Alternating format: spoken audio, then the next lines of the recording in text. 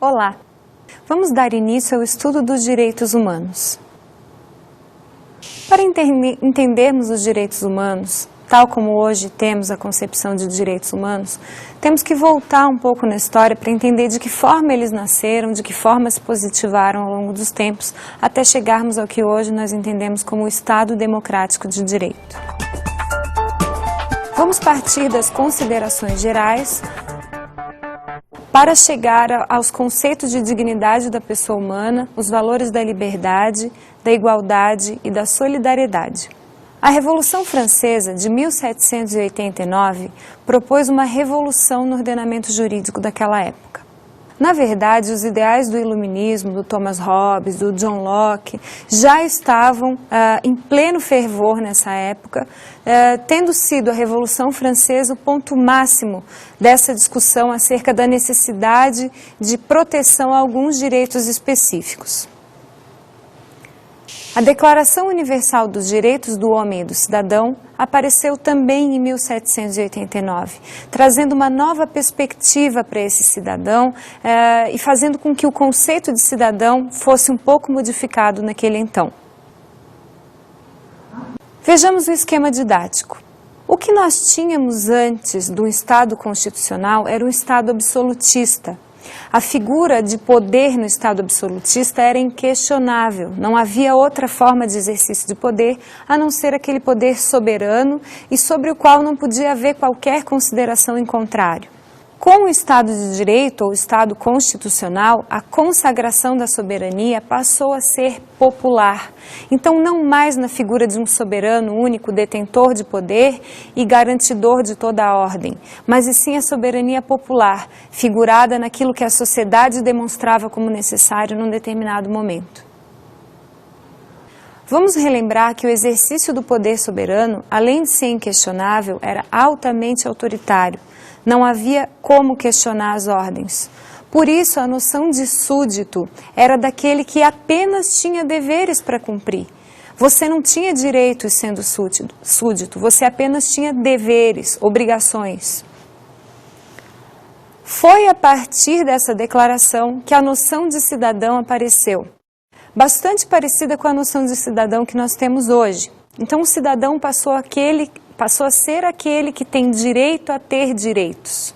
Quando você consagra essa perspectiva de alguém que tem direito a ter direitos, você amplia o leque de proteção a esses direitos. Entretanto, a Revolução Francesa do mesmo ano já havia propagado aqueles 3 ideais fundamentais e que podemos considerar que foram ideais de baliza para toda a perspectiva de direitos humanos. Vamos relembrar da liberdade, da igualdade e da fraternidade. Esses ideais passaram a ser balizas interpretativas para o direito. É como se eles fossem um novo paradigma de interpretação para aquela noção de direitos humanos.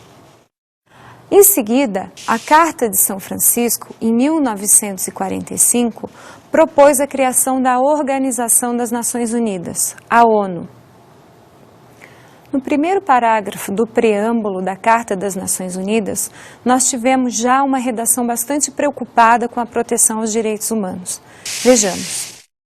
Nós, os povos das Nações Unidas, resolvidos a preservar as gerações vindouras do flagelo da guerra, que por 2 vezes no espaço da nossa vida trouxe sofrimentos indizíveis à humanidade, e a reafirmar a fé nos direitos fundamentais do homem, na dignidade e no valor do ser humano, na igualdade de direito dos homens e das mulheres, assim como das nações grandes e pequenas. Veja que a preocupação com a proteção dos direitos humanos apareceu de forma clara, e essa preocupação ela teve uma motivação. Nós acabamos de mencionar a questão da importância que a influência que o Iluminismo trouxe para a propagação dos direitos humanos em esfera mundial e também o reflexo da Revolução Francesa. Mas um terceiro marco histórico muito importante foram as 2 grandes guerras mundiais. Depois da Segunda Guerra Mundial, o mundo inteiro estava muito chocado com os horrores, com as atrocidades da Segunda Guerra. Foi justamente esse sentimento de indignação, esse sentimento de que deveria haver uma preocupação com a proteção dos direitos humanos, é que trouxe essa motivação nova, essa nova perspectiva de cidadania e essa nova figura do homem e da mulher, homem aqui como gênero, como sujeitos de direitos humanos. Democracia, Estado democrático de direito. Bem, aqui nós vamos ter que relembrar o nascimento do Estado democrático de direito. Vimos que saímos de um Estado absolutista, passamos pelo Estado constitucional e toda a repercussão que teve a inserção do Estado constitucional em função dos movimentos constitucionalistas, a necessidade de se consignar de forma escrita aquilo que era realmente direito e aquilo que era obrigação. O medo todo era com relação àquele resquício absolutista, era o medo de realmente o poder ser exercido sem limitação, sem fundamentação jurídica, sem previsão, quer dizer, tinha que ter um parâmetro de interpretação para os comportamentos, tinha que ter uma segurança jurídica no sentido de as pessoas saberem qual que era a previsão dos seus direitos e qual que era a proteção que esses direitos tinham. Esse nosso Estado democrático de direito repousa sobre dois pilares principais, a democracia e os direitos fundamentais. Vamos fazer um enfoque especial aqui no Estado democrático de direito brasileiro. E vamos analisar esses dois fundamentos do Estado democrático, a democracia e os direitos fundamentais, procurando entender qual é a abrangência desses dois pilares. Veja que a democracia o que é? O exercício de poder que representa a vontade de todos ou a vontade geral. Se você considerar que é a vontade de todos, nós teríamos que imaginar uma tomada de decisão quase que individualizada. O que cada um gostaria que fosse refletido na produção normativa de um país. Claro que isso seria praticamente impossível, ouvir a todos. Por isso é que a democracia representa a vontade geral, e não a vontade de cada um ou de todos. Essa vontade geral, na verdade, representa a vontade da maioria das pessoas. Claro, você deve estar pensando, mas nem sempre a vontade da maioria, claro, não revela a vontade de cada um e não revela a vontade de alguns grupos minoritários, que também são muito importantes e que também deveriam se fazer representar nos ideais de um Estado democrático. Esse é o principal desafio do Estado constitucional brasileiro. Aliás, não só do brasileiro. Todos os estados que propõem uma democracia, que propõem através do constitucionalismo a proteção dos direitos fundamentais, a proteção desses direitos que são intrínsecos à noção de ser humano, todo o Estado enfrenta esse grande desafio. E mais ainda, como compatibilizar a noção de direitos gerais, direitos que são da maioria, com aqueles direitos individuais? Essa é a grande missão da Constituição Federal, especialmente da Constituição Federal da República Federativa Brasileira. Vejamos o que diz a nossa Constituição Federal no artigo 1º. A República Federativa do Brasil, formada pela união indissolúvel dos estados e municípios e do Distrito Federal, constitui-se em Estado democrático de direito e tem como fundamentos: inciso 1, a soberania; inciso 2, a cidadania; inciso 3, a dignidade da pessoa humana; inciso 4, os valores sociais do trabalho e da livre iniciativa; inciso 5, o pluralismo político. Sobre este artigo 1º da Constituição Federal, devemos fazer alguns comentários especiais.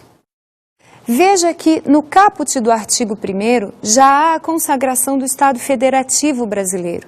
E essa descentralização no exercício do poder se deve, claro, em função daqueles reflexos do medo que se tinha do poder absolutista, aquele exercido de forma inquestionável. Então, nós delegamos para os Estados-membros que compõem o Estado Federativo brasileiro a autonomia legislativa.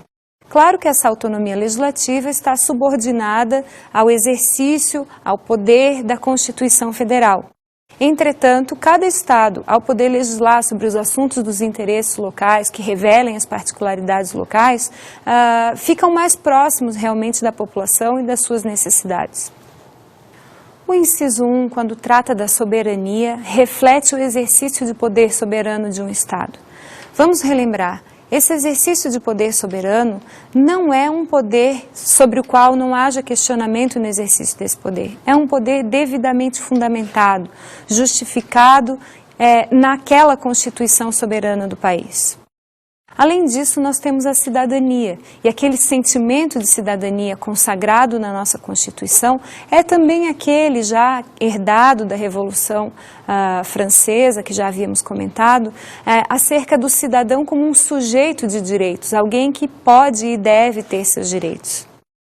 O inciso 3 desse artigo 1º é, sem dúvida, um dos mais importantes do nosso ordenamento jurídico, especialmente no que tange à proteção aos direitos humanos. Esta é a cláusula geral de proteção à personalidade humana. Através dessa simples terminologia, dignidade da pessoa humana, o legislador procurou abranger toda a integridade do indivíduo, em toda a sua existência e em todos os valores e direitos que refletem a sua personalidade, o seu nome, a sua honra, a sua integridade psicofísica, enfim, a sua existência como ser humano. Se existe no nosso ordenamento jurídico uma expressão muito significativa no que tange à proteção aos direitos humanos, é esse inciso 3 do artigo 1º. No inciso 4, nós temos os valores sociais do trabalho e da livre iniciativa. O trabalho, o exercício desses direitos sociais, também reflete a preocupação do legislador com a proteção aos direitos fundamentais. E o inciso 5º aborda a questão do pluralismo político. À medida que nós conseguimos proteger o exercício político plural, ou seja, aquele diversificado, em que nós temos diversidade de opiniões, a partir dessa situação é que nós temos a garantia da democracia plena. Vejamos o parágrafo único deste artigo. Todo poder emana do povo, que o exerce por meio de representantes eleitos ou diretamente nos termos desta Constituição. Os poderes da União, com certeza você vai se lembrar, o Legislativo, o Executivo e o Judiciário. São poderes autônomos, mas que devem trabalhar em harmonia. Portanto, não há interferência no exercício das suas atribuições do Poder Legislativo para o Executivo, para o Judiciário. Esses poderes estão previstos no artigo 2º da Constituição e aqui é bom relembrar o exercício autônomo das atribuições de cada poder com suas funções típicas e funções atípicas. Além disso, a Constituição Federal trouxe no artigo 3º o seguinte texto. Constituem objetivos fundamentais da República Federativa do Brasil. E aqui vamos observar em cada um dos incisos que se seguem uma preocupação com a proteção que se deve dar à integridade física, aos direitos humanos de forma ampla. Inciso 1. Construir uma sociedade livre, justa e solidária. Veja que a preocupação do legislador aqui é bastante idealista, no sentido de trazer o ideal de justiça, que é uma palavra bastante relativa e bastante abstrata, para a sociedade. Inciso 2. Garantir o desenvolvimento nacional. Ora, o desenvolvimento nacional só vai estar garantido a partir do momento em que se tem a proteção dos direitos humanos e a consagração dessa proteção em esfera nacional e com força constitucional como nós temos. Inciso 3. Erradicar a pobreza e a marginalização e reduzir as desigualdades sociais e regionais.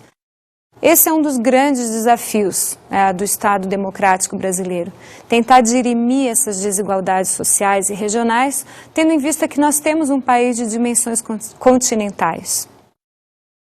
Inciso 4. Promover o bem de todos, sem preconceitos de origem, raça, sexo, cor, idade e quaisquer outras formas de discriminação. A proteção que se tem que dar ao ser humano aqui abrange a proteção integral. Para a proteção integral, não podemos admitir qualquer forma de discriminação. O Estado brasileiro é bastante presente nessa política de controle às manifestações discriminatórias e nós já temos diversas leis nesse sentido, procurando dirimir esses absurdos provocados por práticas discriminatórias, não só na esfera jurídica, mas na esfera social, na cultural, enfim, em toda a existência dos homens em sociedade. A essa altura da aula, você já deve estar imaginando: Mas qual é a diferença entre direitos humanos, direitos fundamentais, direitos de personalidade, uma vez que eu utilizei essas expressões em momentos diversificados da aula? Você deve lembrar aqui que a noção de direitos humanos nasceu através de uma manifestação internacional da necessidade de proteção desses direitos humanos na esfera supranacional, uma vez que os horrores da Segunda Guerra se manifestaram de forma bastante contundente na sociedade e a preocupação era no sentido de proteger a integridade psicofísica do ser humano. Por isso a expressão direitos humanos. No direito interno, no direito nacional, nós geralmente utilizamos direitos humanos com expressão sinônima, direitos fundamentais. Perceba que direitos humanos, direitos fundamentais, são direitos naturais, provindos daquela concepção da escola naturalista do direito. São direitos inatos, são direitos que você tem a partir do momento que você é um ser humano. E a partir de que momento o direito protege a personalidade humana? É desde o momento embrionário? É só quando você nasce? Bem, a doutrina jurídica diverge bastante nessa questão. Basicamente, nós temos duas doutrinas jurídicas principais em relação à atribuição da personalidade.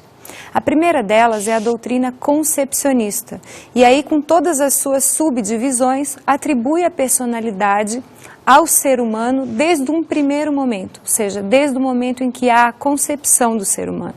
Tanto faz se essa concepção se dá in vitro ou in útero, mas a partir do momento que você tem um indivíduo humano formado ou em processo de formação, já há a atribuição da personalidade e, consequentemente, a proteção plena a todos os seus direitos.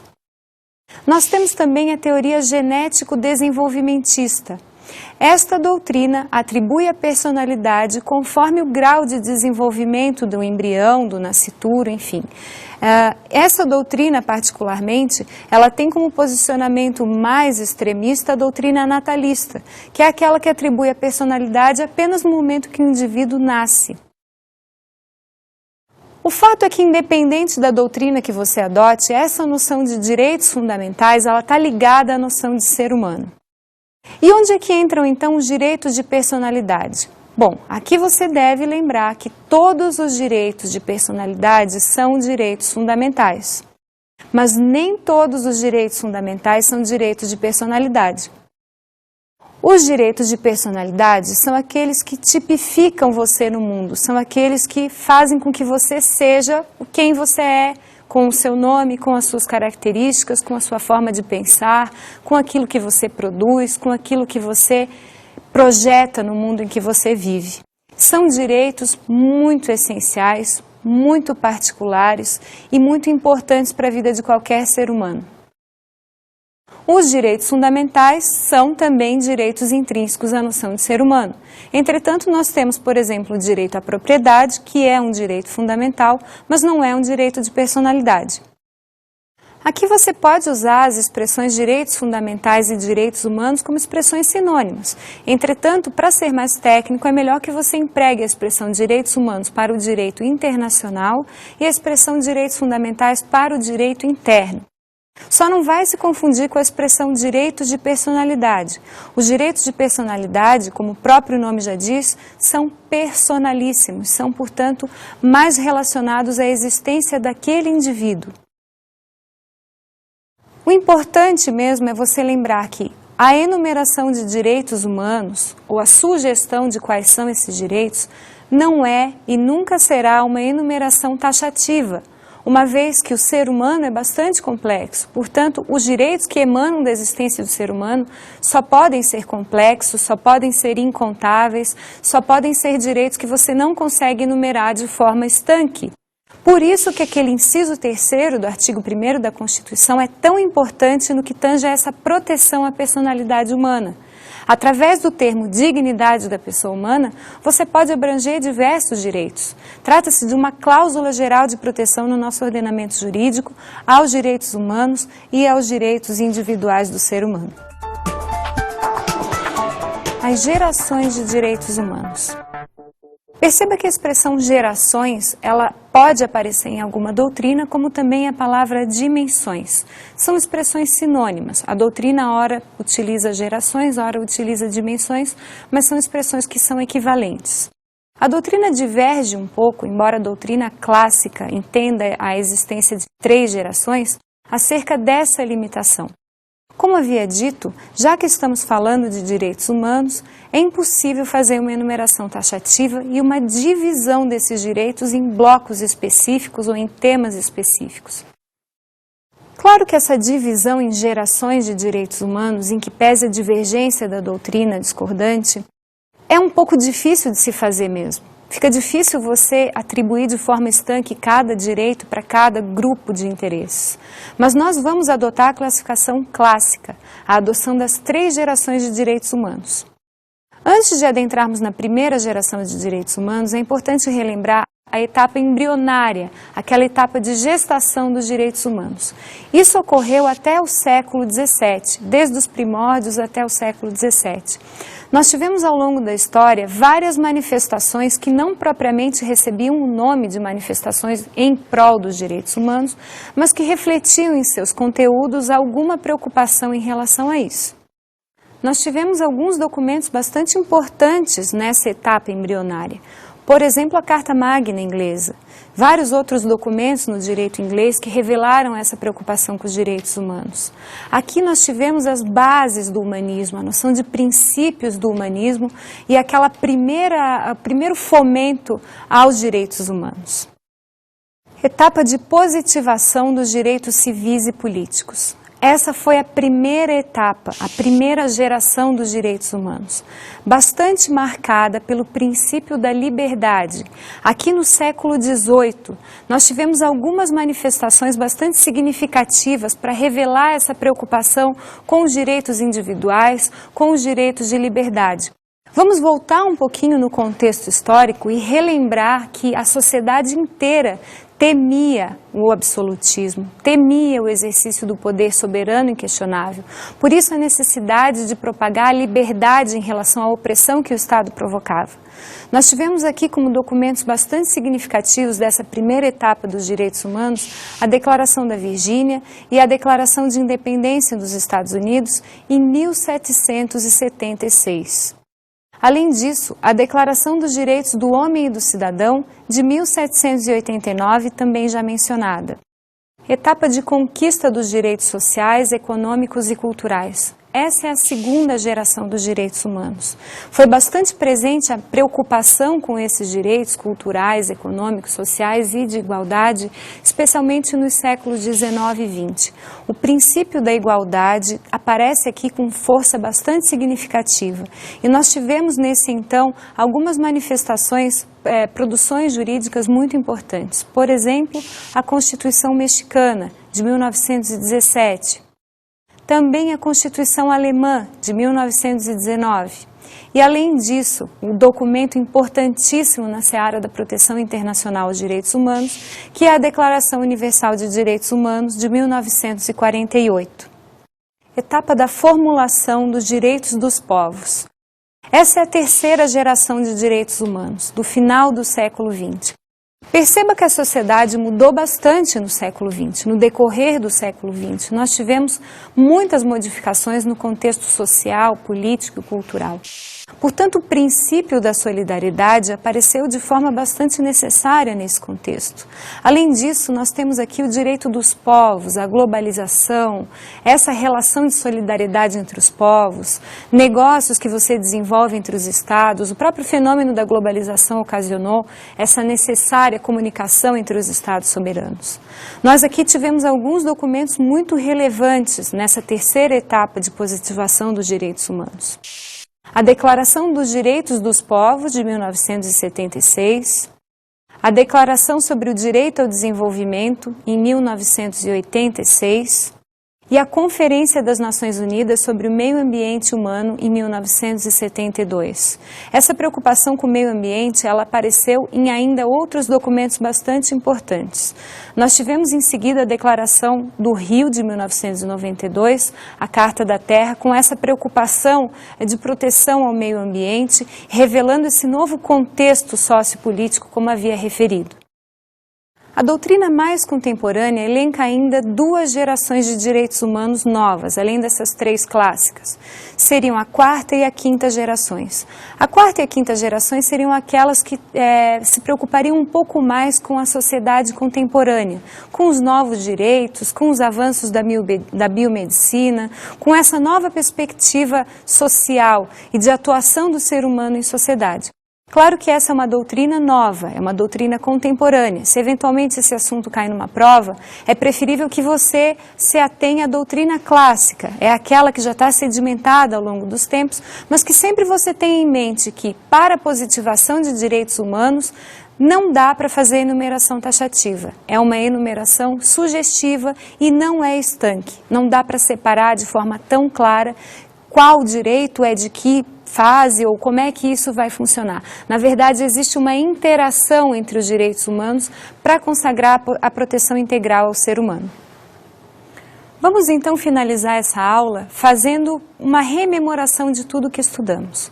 Partimos de uma evolução histórica bastante breve da inserção da proteção que se deu aos direitos humanos no contexto mundial e de que forma essa evolução dos direitos humanos se deu, motivada especialmente naqueles 3 marcos que vimos: o Iluminismo, a Revolução Francesa e o reflexo das 2 grandes guerras mundiais.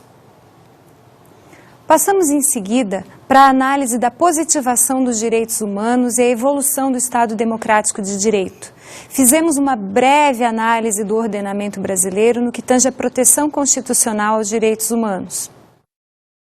Verificamos em seguida as etapas de positivação dos direitos humanos, as gerações ou dimensões de direitos humanos que utilizamos como referência a doutrina clássica das 3 gerações de direitos humanos. Dicas de estudo. A doutrina brasileira tem alguns bons livros no tema de direitos humanos. Alguns deles são mais voltados para preparatório de concurso, portanto, se você não tem tanto tempo assim, dê prioridade a alguns livros específicos. Por exemplo, o curso de Direito Constitucional Positivo, do José Afonso da Silva, Malheiros Editores, é um livro bom para quem não tem tanto tempo assim para analisar aquela evolução histórica, entender quais foram as etapas, enfim. Se você quiser dar uma boa olhada na história, mas de forma resumida, dê uma olhada nesse livro. Além disso, nós temos um livro bastante voltado para concursos, Direito Constitucional, Direitos Humanos. Esse livro é do Erival da Silva Oliveira, da editora Revista dos Tribunais. É um livro bastante sucinto para quem não tem tanto tempo para dedicar a um assunto específico, mas quer ter um embasamento doutrinário bom, bastante idôneo, então você pode recorrer a essa leitura um pouco mais resumida.